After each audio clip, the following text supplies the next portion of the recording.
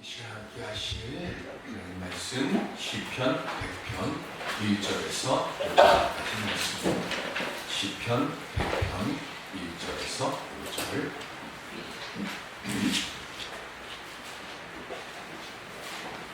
온 땅이여 여호와께 즐거운 찬송을 부를지어다.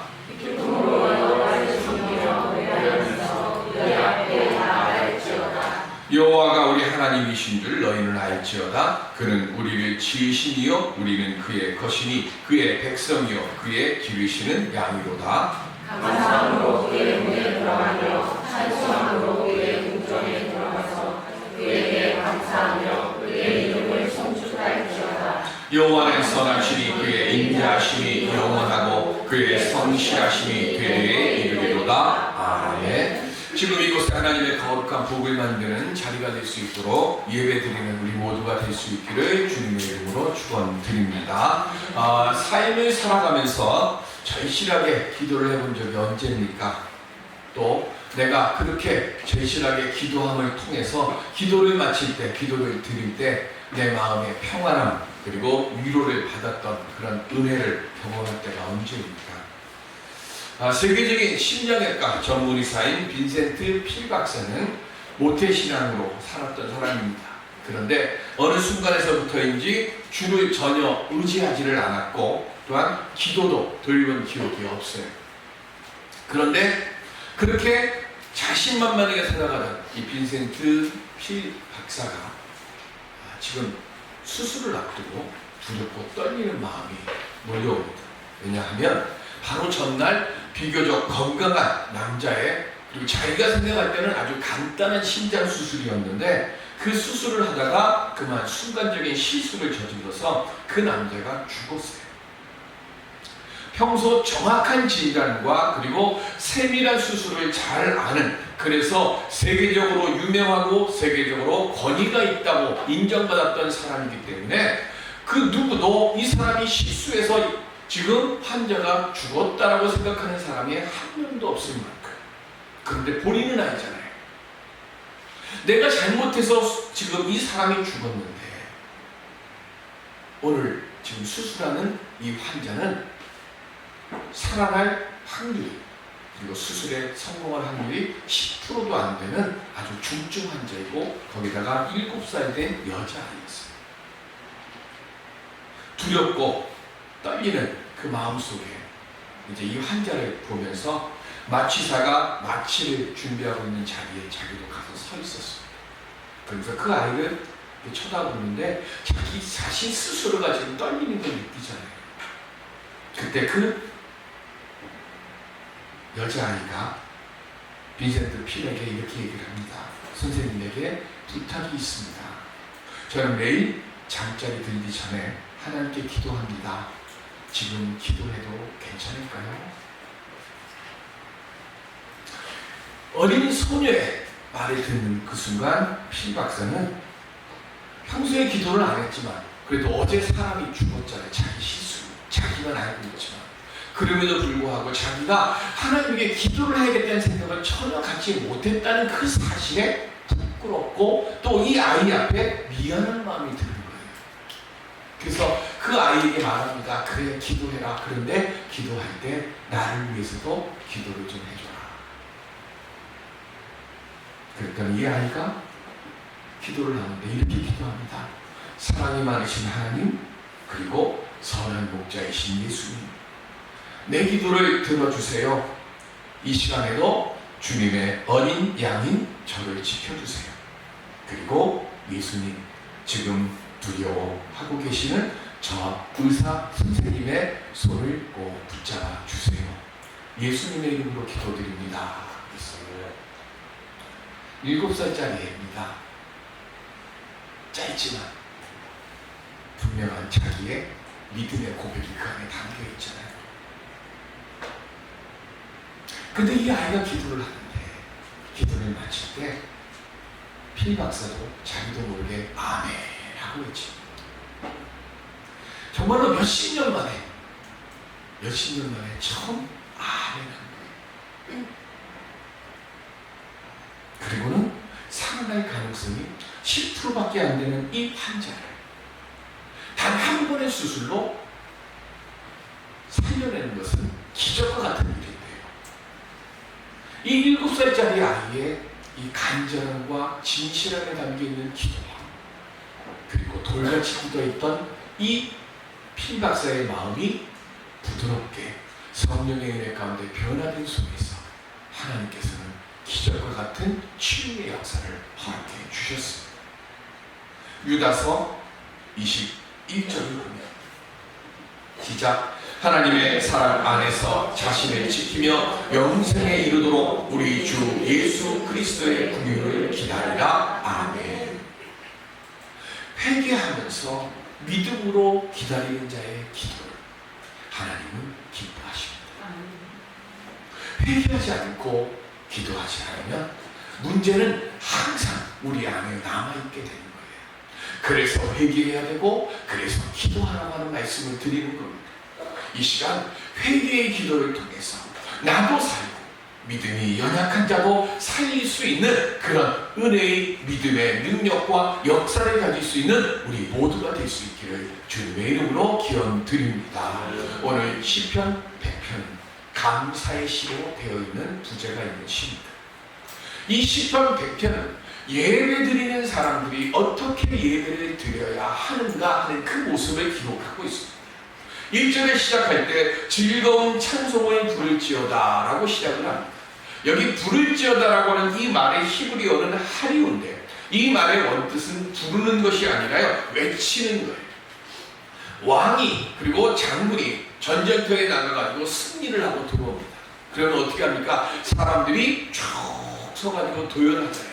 그러면 들어올 때 어떻게 합니까? 우리 임금님 만세를 외치잖아요. 그때 작게 외치니까 온 마음을 열어가지고요 그냥 내가 부를 수 있는 소리를 최대한 들어가면서 그 왕을 칭송하고 왕을 존경하고 그 왕의 이름을 부르면서 당신 때문에 우리가 이겼습니다. 당신의 그 치세가 천세가 되고 만세가 되게 해달라고 막 부르면서 외치는 것처럼 오늘 예배자들이 예배를 드릴 때 이렇게 하나님을 기뻐하고 하나님께 경의를 표하는 마음으로 큰 소리로 즐겁게 노래하며 외치라는 거예요. 그러니까 예배자의 첫 번째 마음이 뭐예요? 하나님께 내가 외칠 수 있을 만큼의 가장 크고 간절한 마음으로 입으로 외치는 거예요. 마음의 입으로 내가 기도할 때 그렇게 하나님께 하나님 내 기도를 들어주시옵소서 하나님 이 예를 받아주시옵소서 하는 기쁜 마음으로 하나님 앞에 나오는 것이 첫 번째예요. 그리고 두 번째로 하나님을 찬양하면서 뭐라고 그랬어요? 나아갈지어다 그랬습니다. 이 말은 히브리어로 보온데 이 말은 명령어예요. 가라, 나아가라 하는 거예요. 즉 하나님의 사람들은 성전에 들어가서 예배를 드리라라고 하는 선포의 말씀입니다. 그러니까 하나님을 믿는 우리들은 무슨 일이 있어도 하나님 앞에 나가는 예배의 자리를 지키고 그 예배의 자리에서 하나님의 살아계심의 그 은혜를 내가 존경하고 공경하며 하나님의 그 은혜를 선포하는 입술이 되어줘야 한다는 거예요. 그런데 그렇게 하려고 하면 반드시 우리가 알아야 할 것들 세 가지를 3절에 기록하고 있습니다. 첫 번째가 여호와가 우리 하나님이시라는 것. 이 성경에 기록되어 있을 때 당시만 해도 이 중동 지역에는요 수많은 신들이 있어요. 논에도 신이 있고 강에도 신이 있고 산에도 신이 있고 비를 내리는 비에도 신이 있고 짐승에다가 또 신이라고 경배를 하고 우리 여호와 하나님은 그렇게 허다한 잡다한 신들이 그 이름과는 비교가 되지 않는 그들은 신들도 아니고 오직 우리 여호와 하나님 한 분만이 온전하신 분이시고 그분만이 하나님이시라는 것을 내가 고백하고 기억하고 알고 있으라는 것이 첫 번째입니다. 두 번째가 뭐냐면 여호와께서 그 하나님께서 우리를 지으셨다는 거예요. TV나 스마트폰이 고장이 나면 어떻게 합니까? 갤럭시가 고장이 났습니다. 그럼 어디로 가야 돼요? 삼성 서비스 센터에 가야죠. 저 LG 서비스 센터 가봐야 못 고쳐줍니다. 삼성 TV 고장, LG TV 고장 났는데 삼성 서비스 센터 가서 고쳐달라고 하면 못 고쳐줘요. 아니, 고쳐줄 수는 있겠죠. 근데 시도를 안 합니다. 왜? 맞는 부속이 그 회사에는 없어요. LG는 LG의 부속이 있고요. 삼성에는 삼성의 부속이 있는 거예요. 마찬가지로 세상의 모든 것들이 시간이 지나면 크고 작은 이상이 생기듯이 우리의 육신의 삶도 역시 마찬가지입니다. 나는 평안하고 형통로운 삶을 살아가기를 원하지만 우리의 삶이 그렇게 되지를 않아요. 그러면 그때 무언가 고장이 나고 무언가 이상이 생기고 무언가 잘못되어졌을 때 그때 먼저 나에 대해서 가장 잘 아시는 하나님에게 나아가라고 하는 말씀이에요. 왜 그렇습니까? 세 번째, 하나님은 우리를 지으셨을 뿐만이 아니라 우리는 하나님의 백성이고 하나님께서 기르시는 양이시기 때문에 그렇습니다. 우리가 자녀를 낳습니다. 그럼 그 자녀를 낳고 먹이고 입히고 재워주는 것으로 다 내 일을 했다고 하는 분 아무도 없을 겁니다. 내 아이들이 아프면 나도 함께 아파하고, 내 아이들이 답답해하고 내 아이들이 눈물을 흘리면 부모는 피눈물을 씁니다. 내가 저 아이의 아픔과 내가 저 아이의 답답함을 내가 대신 짊어져 줄 수만 있다면 내가 얼마든지 대신 짊어지고 싶어하는 것이 부모의 마음이에요. 내 아이를 위해서 내가 해줄 수 있는 모든 것을 주어도 더 주지 못해서 안타까워하는 것, 그게 육신의 부모의 마음입니다. 그런데 우리 하나님은 어떻습니까? 하나님은 하나님의 자녀들인 우리들을 위해서 무엇이든지 다 주실 수 있는 분입니다. 못하시는 것도 없으시고 없는 것도 없으시는 분이잖아요. 못 주실 게 없는 분이에요. 그러면 우리를 기르시는 그 하나님으로부터 우리가 온전한 돌보심을 얻기 위해서 우리가 먼저 해야 할 것이 뭡니까? 요한복음 15장 5절에 보면 시작. 나는 포도나무요 너희는 가지라. 그가 내 안에 내가 그 안에 거하면 사람이 많은 열매를 맺나니 나를 떠나서는 너희가 아무것도 할 수 없습니다. 아멘. 교회를 다니는 것은 하나님과 관계를 맺기 위해서 다니는 게 아니에요. 하나님과 교제하기 위해서 다니는 거예요. 포도나무 가지, 포도나무에 가지가 달려있는 것은 내가 이 포도나무에 있는 가지입니다, 이거 확인하려고 가지가 달려있는 게 아니에요. 포도나무에 가지가 달려있다는 얘기는 뭘 하겠다는 얘기예요?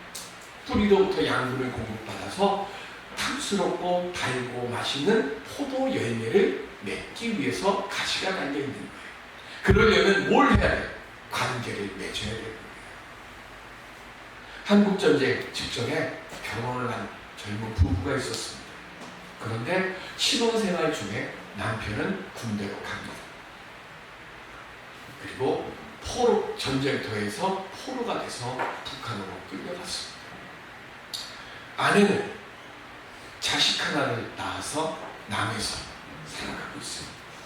그렇게 서로를 그리워하면서 58년을 떨어져 지내다가 고향과 아내를 그리워하던 이 남편이 몇 번이고 시도를 하다가 그래서 모진 고문도 받고 그렇게 많은 어려운 고초를 겪었지만 58년 만에 드디어 북한에서 탈출을 해서 한국에 왔습니다. 그리고 아내를 만났어요. 뉴스에도 나왔던 분이니까 얼마나 기쁘겠어요. 58년 동안 서로를 그리워하면서 만났습니다. 그렇게 58년 동안 서로를 그리워하면서 만났으니까 이제부터는 행복한 삶이 쫙 펼쳐질 것 같은데요. 58년 만에 만난 기쁨은 잠시고요. 조금 시간이 지나니까 너무나 서먹서먹한 거예요. 생각도 다르고 마음도 다르고 말도 다르고 뭘 하나 하는 게 처음에는 모든 게 좋았는데 나중엔 같은 방에 같이 있는 것도 답답한 거예요. 음식을 주면 음식에 대한 것도 달라요. 말하는 것도 달라요. 오늘 우리들도 마찬가지잖아요. 결혼해가지고 오래 살면요, 부부싸움 한 번 안 하고 모든 것이 술술 풀리는 부부는 아무도 없습니다. 다 부딪히고 깨지고 그렇게 하잖아요. 서로 뭐 한 거예요. 처음에는 뭔가 그 송곳 같잖아요. 서로가 서로를 찔러요. 그러면서 뭐라 서로의 말로 상처받아갖고 피도 맺히고 아프기도 하고 때로는 그것 때문에 잠도 못 자고 그것 때문에 한숨 쉬고 내가 저 원수랑 살아 말어 그렇게 하면서 뭐라는 거예요. 서로 날카로운 것이 깨지고 무뎌져 가면서 서로가 서로를 맞춰주고 그러면서 서로를 존중해주고 서로를 인정해주면서 그렇게 사는 게 우리의 인생인데 58년에 처음 신혼 몇 달 생활만 하고 나서는 다르게 가니까 58년간의 서로가 하루같이 58년을 하루같이 이렇게 그리하면서 살아왔지만 관계는 있었는데 뭐가 없어요? 교제가 없었어요. 오늘 우리 믿음의 모습은 어떻습니까? 주님과 기도에 소통 없이 말씀을 들어도 감격하거나 축복의 감동도 없이 섬김은 그 기쁨과 감동도 없이 나는 그냥 교회 다니는 사람이 그렇게 왔다 갔다만 하고 있는 모습을 가지고 있지는 않습니다. 장로가 되고 권사가 되고 집사가 되고 그런데 내가 주님의 만져주심에 대한 감동이 내가 주님께 정말로 하나님 앞에 내 마음을 열고 기도해서 그래서 하나님과 내가 관계가 있어지고 그래서 내가 하나님께서 나로 하여금 내 삶에서 하나님이 기뻐하시는 포도송이의 열매를 맺도록 나를 만져주시고 나를 회복해 주시고 나를 온전케 해주셨던 그 감동의 교제가 오늘 우리에게 있습니까?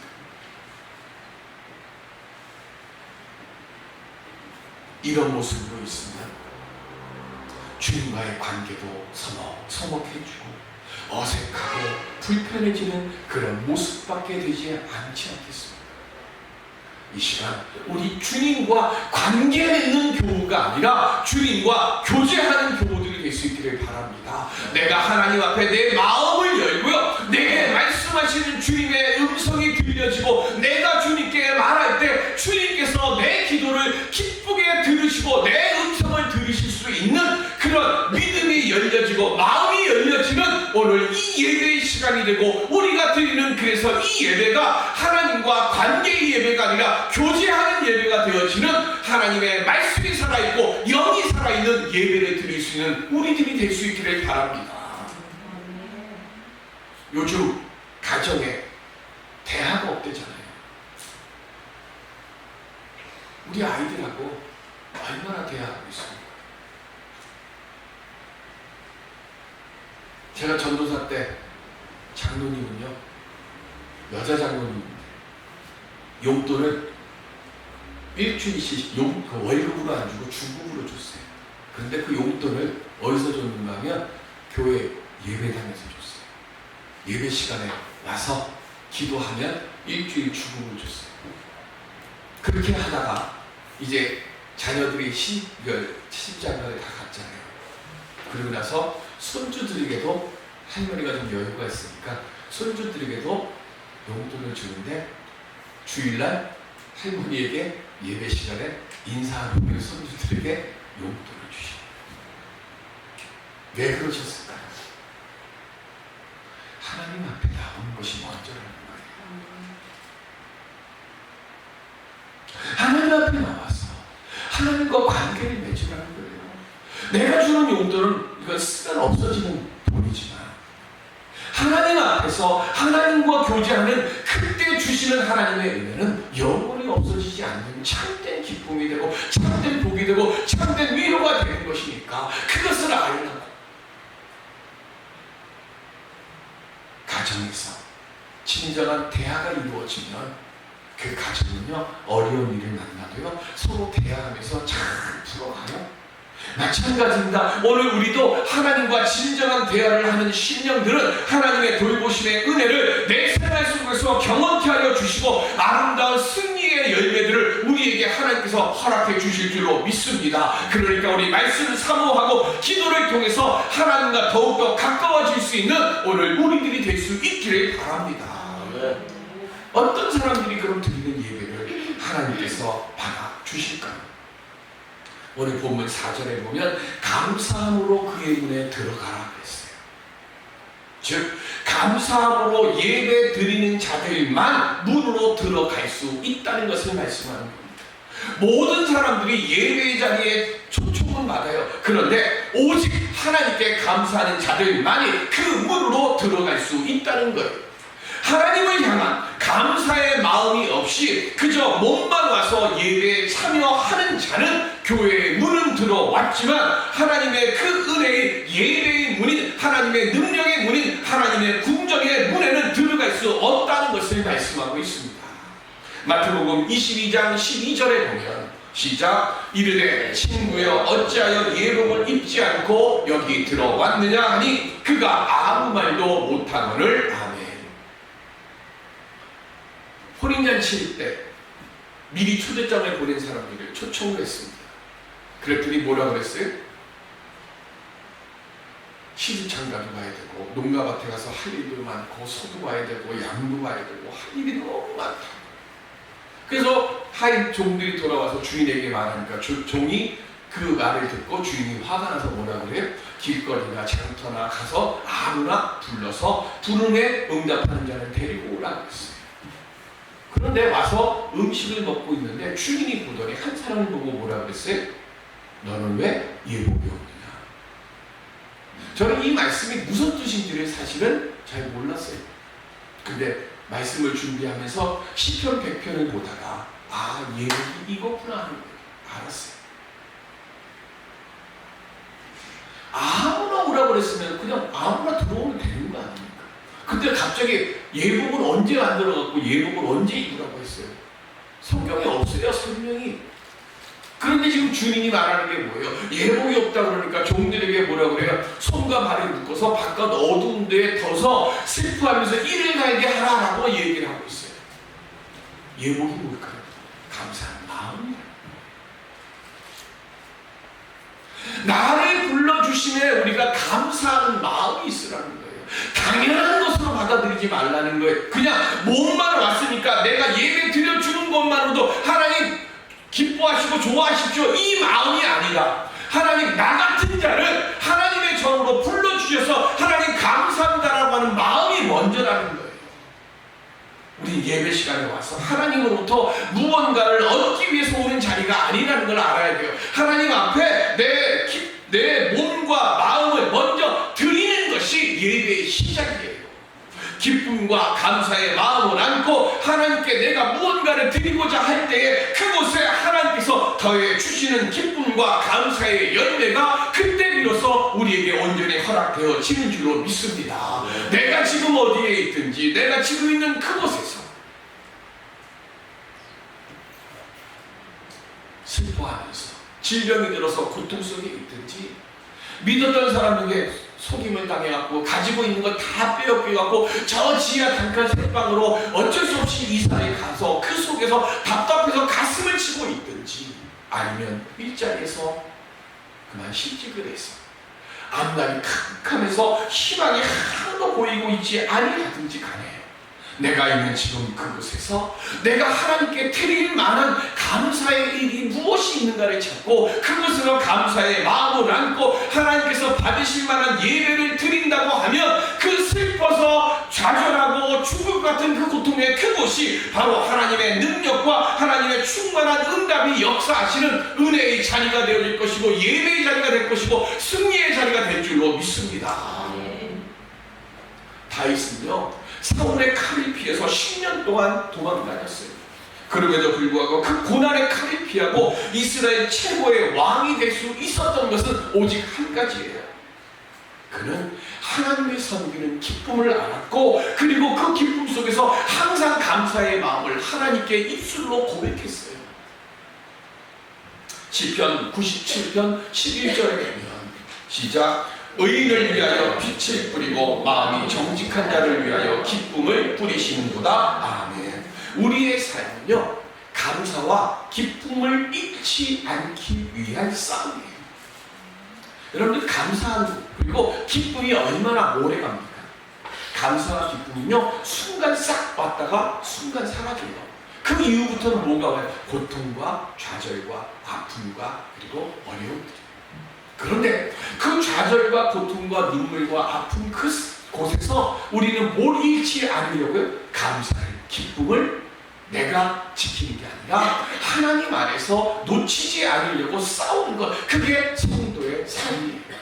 그런데 그렇게 그 좌절과 고통과 아픔과 낙심과 절망의 그곳에서 감사와 기쁨을 잃지 않고 내가 싸워가려고 하는 그 마음을 가지고 하나님 앞에 나아오는 사람은 그가 어떤 형편에 있든지 간에 하나님 안에서 교제하게 하여 주시고 하나님께서 그의 이름을 반드시 기억하여 주시고 그에게 생명의 빛을 주시고 그에게 복의 열매를 거둘 수 있도록 은혜를 베풀어 주신다고 말씀하고 계십니다. 오늘 이 시간 감사로 승리의 노래를 부를 수 있는 우리들이 될 수 있기를 바랍니다. 없는 것, 부족한 것, 내가 죽어가는 것, 그거 보고 낙심하지 마시고요. 하나님이 뭐라 그러세요? 내가 너의 눈물을 안다 그러셨거든요. 내가 너의 아픔을 안다 그러셨거든요. 그러니까 하나님 앞에 하나님 내 눈물을 받아주시고 하나님 내 아픔을 받아주시고 하나님 내 이 가슴침을 들어주실 줄로 믿사옵니다. 주님, 나로 하여금 죽음과 같은 절망의 자리에서 하나님 때문에 승리하고 하나님 때문에 고침받고 하나님 때문에 회복되고 하나님 때문에 내가 은혜의 자리에 우뚝 설 수 있는 하나님의 자녀되게 하여 주시옵소서. 이 믿음으로 고백해서 하나님의 남겨주신 속에서 승리하는 우리 모두가 될 수 있기를 주님의 이름으로 축원드립니다.